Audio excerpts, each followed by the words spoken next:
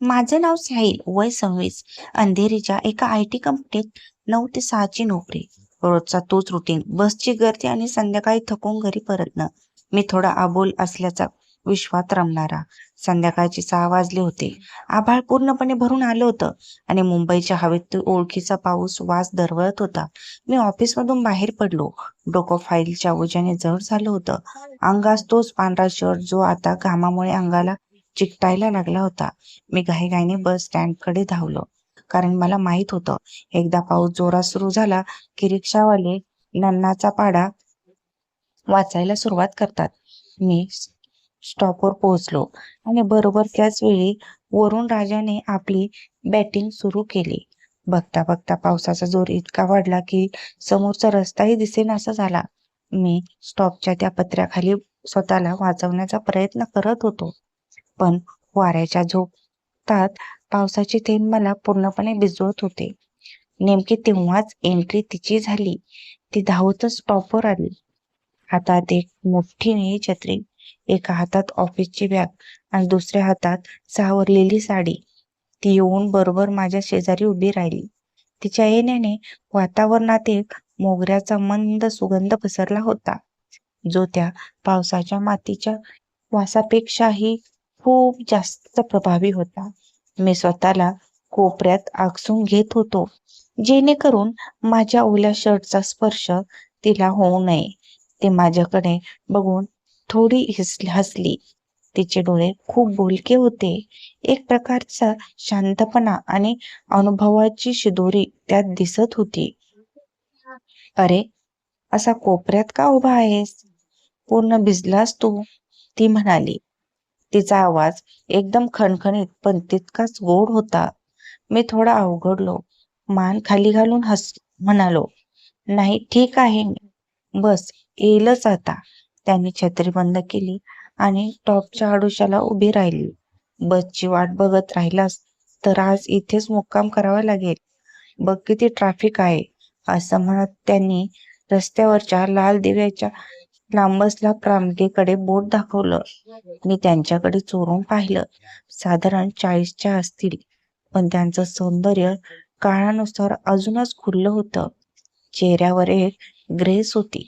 त्यांनी बॅगेतून रुमाल काढला आणि स्वतःचा चेहरा पुसता पुसता विचारलं, "कुठे राहतोस आणि कुठे काम करतोस?" मी हळूच उत्तर दिलं, "अंधेरी, ईस्टला जॉब." "बापरे, म्हणजे बराच मोठा प्रवास आहे तुझा." "मी निवेदिता." त्यांनी स्वतःची ओळख करून दिली. त्यांच्या त्या सहज बोलण्याने माझ्यातला संकोच थोडा कमी झाला. एका अनोळखी सुंदर आणि मॅच्युअर महिलेने स्वतःहून संवाद सुरू करणं माझ्यासारख्या इंट्रोव्हर्ट मुलाला एखाद्या आश्चर्यापेक्षा कमी नव्हतं. त्या 10-15 मिनिटात आम्ही बसबद्दल, मुंबईच्या पावसाबद्दल आणि ऑफिसच्या त्रासाबद्दल गप्पा मारल्या. जेव्हा शेवटी बस आली तेव्हा गर्दीत चढताना त्यांनी माझा हात धरला. कदाचित मला गर्दीत आधार देण्यासाठी तो स्पर्श काही सेकंदाचा होता, पण त्या स्पर्शात एक वेगळी चूक होती. बसमध्ये जागा नव्हती. आम्ही दोघंही उभे होतो, पण त्या दिवशी मला त्या गर्दीचा आणि घामाचा कंटाळा आला नाही. उलट मी ती 10 मिनिटाची भेट माझ्या रोजच्या कंटाळवाण्या आयुष्यात एक नवा ट्विस्ट देऊन आली होती. टॉपवरची ती पहिली भेट फक्त सुरुवात होती. त्यानंतर अंधेरीच्या त्या बस स्टॉपवर आमचं रोज भेटणं जणू एक अलिखित नियम झाला होता. मी 6 वाजायची वाट बघू लागलो होतो. ऑफिसच्या कामासाठी नाही, तर त्या एका चेहऱ्यासाठी. हळूहळू संकोच संपला आणि शब्दाची जादू सुरू झाली. आमच्यातल्या गप्पा आता फक्त हवामान आणि बसपुरत्या मर्यादित राहिल्या नव्हत्या. निवेदिता मॅडम मध्ये एक अशी ओढ होती की मी आयुष्यात कोणासमोर बोललो नव्हतो इतकं त्यांच्यासमोर बोलू लागलो. त्या माझ्या ऑफिसच्या कटकटी शांतपणे ऐकायच्या आणि मग एका मॅच्युअर स्त्रीच्या नजरेतून मला जगाकडे बघायला शिकवायच्या. त्यांच्या बोलण्यात एक वेगळीच नशा होती. एकदा बसमध्ये खूप गर्दी होती. आम्ही एकमेकांना अगदी खेटून उभे होतो. बसने अचानक ब्रेक मारला आणि त्या सावरण्यासाठी माझ्या खांद्याला टेकल्या. त्यांच्या केसाचा सुगंध आणि तो जवळून झालेला स्पर्श माझ्या काळजाची धडधड वाढवून गेला. त्यांनी माझ्याकडे बघून एक मिश्किल स्माईल दिली आणि म्हणाल्या, साहिल, श्वास रोखून का धरलास? मी पडणार नाही. तुझा आधार आहे ना मला. त्यांच्या त्या एका वाक्याने माझ्या अंगावर काटा आला. तो केवळ फिजिकल स्पर्श नव्हता, तर मनाला भिडणारा एक रोमॅन्टिक इशारा होता. व्हॉट्सअपवरच्या त्या लेट नाईट गप्पा, दिवसभर ऑफिसमध्ये असतानाही आमचे मेसेज सुरू असायचे. कधी त्या आपला चहा पिताना फोटो पाठवायच्या, तर कधी मी त्यांना पावसाचा व्हिडिओ. रात्री 11-12 वाजेपर्यंत चॅटिंग करायचं. अजून झोपला नाहीस, कोणाचे विचार सतावतेत, असा त्यांचा नेमकी मेसेज आला की माझी झोपच उडायची. एकदा मी त्यांना विचारलं, निवेदिता मॅडम, तुम्ही माझ्याशी इतकं का बोलता? मी तर तुमच्यापेक्षा किती लहान आहे. त्यावर त्यांनी जे उत्तर दिले ते माझ्या मनावर कोरलं गेलं. वय हे फक्त आकड्यांमध्ये असतं साहिल, पण मनाचं वय आपण कोणासोबत आहोत त्यावर ठरतं. तुझ्यासोबत असताना मला मी विशीतली मुलगी वाटते. आमची मैत्री आता मैत्रीच्या पलीकडे जात होती. तो एक असा प्रवास होता जिथे वयाचं अंतर मिटत नाही आणि केमिस्ट्रीचा नवा रंग चढत होता.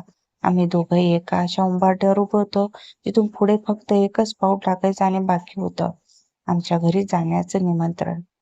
अंधेरीच्या त्या जीवघेण्या ट्रॅफिकमध्ये सिग्नलकडे बघत मी स्वतःला शिव्या घालत होतो. तेवढ्यात फोन व्हायब्रेट झाला. निवेदिताचा मेसेज, आज घरात कोणीच नाही रे, शांतता आहे एकदम, येशील का चहा मारायला? खूप गप्पा मारायच्या. मेसेज अजून माझ्या पोटात वेगळाच गोळा आला. आईला आता काय करू? एक मन म्हणत होतं, साहिल नको जाऊस, गेम होईल. पण दुसरं मन ओरडतच होतं, अबे ढीम, संधीचं सोनं कर. स्वतःच्या आयुष्यात अशा संध्याकाळी पुन्हा पुन्हा येत नाहीत. मी कसाबसा रिक्षा करून त्यांच्या बिल्डिंग पाशी पोहोचलो. लिफ्टमध्ये स्वतःला आरशात बघितलं. चेहरा घामाने डबडबला आणि हृदयाचा आवाज इतका जोरात की शेजारच्याला ऐकू येईल.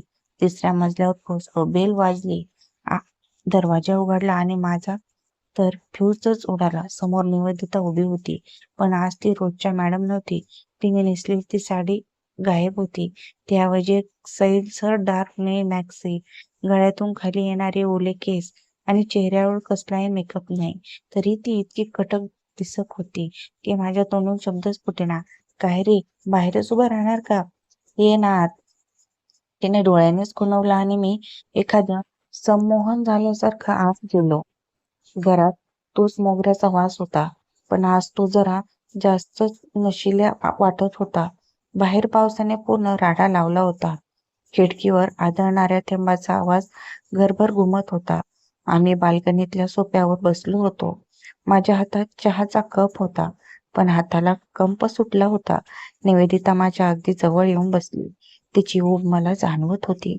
तिने हळूच माझ्या हातातील एक कप बाजूला टेबलवर ठेवला आणि माझा हात आपल्या दोन्ही हातात घेतला. तिचे हात मऊ आणि उबदार होते, जणू रश्मी मखमली. साहिल, इतका का घाबरतोयस? मी वाघीण आहे का खाऊन टाकायला? तिने अगदी जवळ येऊन विचारलं. तिचा श्वास माझ्या गालावर जाणवत होता.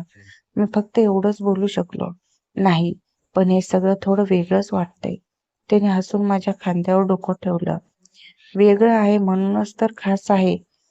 आयुष्यात जेव्हा सगळं प्रेडिटेबल स्टेबल वाटतं, तेव्हा ना होतं अशी एखादी संध्याकाळ जगण्याला नवा अर्थ देते. तिने डोके उचलले आणि थेट माझ्या डोळ्यात पाहिलं. त्या डोळ्यात एक अशी आग आणि ओढ होती की माझ्या मनाला सगळा संकोच क्षणार्धात जळून खाक झाला. तिने हळूच आपला हात माझ्या गालावर फिरवला.